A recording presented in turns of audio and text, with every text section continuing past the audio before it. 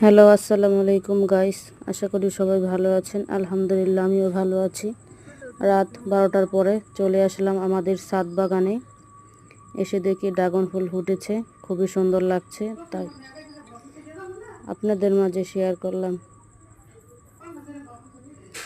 আশা করি আপনাদের কাছে ভালো লাগবে। যদি ভালো লাগে সবাই লাইক, সাবস্ক্রাইবার এবং কমেন্ট করে সবাই জানিয়ে যাবেন যদি ভালো লাগে। আল্লাহ হাফেজ।